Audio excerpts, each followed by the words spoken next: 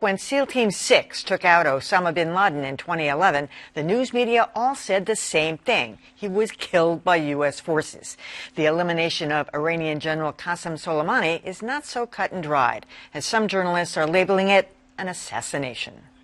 If you turn to the mainstream media to find out what happened when a prominent Iranian general tried to leave Baghdad's airport Friday night, for the most part, you heard this. The top Iranian general has been killed. The United States has killed Iranian General Qasem Soleimani. But another word popped up, too. Critics on Capitol Hill asking if the United States carried out the assassination without authorization from Congress. It's a loaded word because assassination is illegal under U.S. and international law.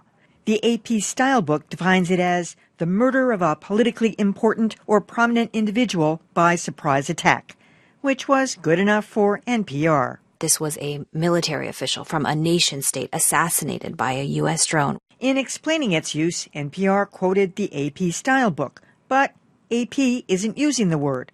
No surprise, the foreign press is. It was an assassination of Major General Soleimani. Locally, the Boston Globe's opinion columnist Joan Vanacki writes about assassination, but for the most part, the media has been using kinder, gentler terms. The big question is, why was this decision, this strike, taken at this moment? And if we had that answer, we might know better what to call it.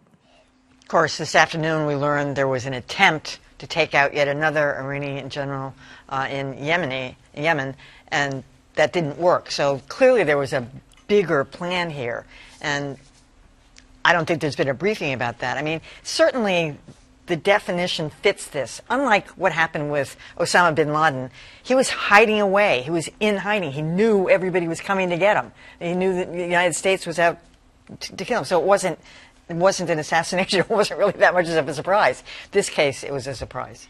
Well, I think it's important that the public know that we talk about these words, right? Like in the newsrooms, it's not just we pick something we want to say and go with it without thinking deeply about it. I know we did at Bay Windows when we talked about same-sex marriage. Should we call it gay marriage? Because everybody called it gay marriage. Some people say, you know, Britain is divorcing the European Union. So the word assassination has both a legal definition and, as they say in the Associated Press Style Guide, common use. So I think that I'm in the spot where if there's another word you might be able to use that isn't politically charged, maybe that's the one you should use. And that's a key point, I think, politically charged, because the critics of the mainstream media will say, well, you're using that term because you want to say that what the president did was illegal. And it may or may not have been, but is that what journalists should be doing? And it's funny because when that first happened, I remember thinking back to President Obama. It's like, well, we never had this discussion. It was called killed. You never talked about assassination. And so I wanted to back up my own memory from that time and Google to see if there was even one reference to it. And there wasn't one single reference to assassination. And so I think you have to be measured in using that word because it is so politically loaded. You know, there are two meanings of the word. There's the common definition, and by the common definition, it's certainly an assassination. And if any other country had done this, we'd be calling it an assassination. And then there's the legal definition of assassination, which isn't terribly clear. It's not, even the legal definition, it's not clear whether this would be an assassination or not. But by any common usage, it's an assassination.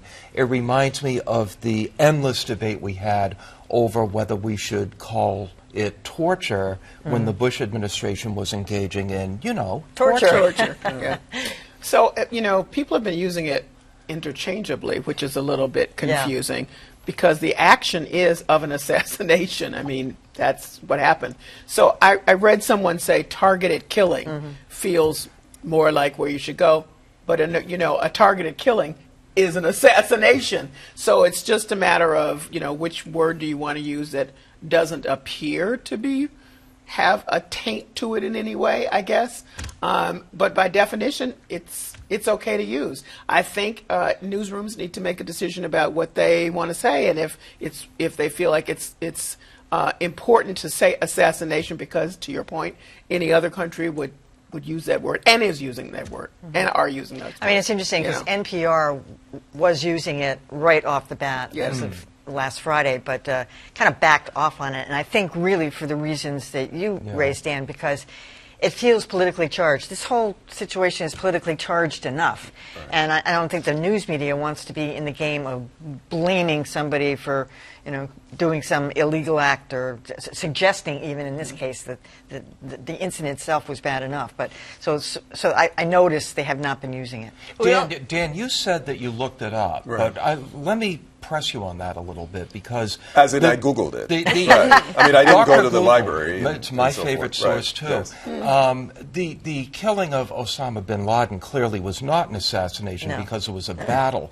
But my memory is... No, it wasn't a battle. Well, okay, it was a targeted killing. Yeah. Leave bin Laden aside for a moment. Right. There was another case where we took out a propagandist who had American citizenship, and that was very controversial. And I could have sworn that we regularly referred to that as an assassination, and that was under Obama. Yeah, I don't recall. But the one thing I will, and you touched on this, Dan, is that oftentimes we tend to refer to other nations doing this kind of hit as an assassination, but rarely do we do it to ourselves. And I don't know if that's the line that we've carried for quite some time, and now it's a little odd because it's happening, here. And you could say that's the line or the lie that we've, We're also not at war with Iran. I mean, that we may be retaliating for an attack against us, but we're also not at war and engaged in battle. So I think that makes it also a different sort of consideration. Yeah, unlike what was going on in Afghanistan, we were engaged in a war there. Or however you want to and we had him in our describe it. gun sights for 10 years, so we knew, he knew we were going to get him.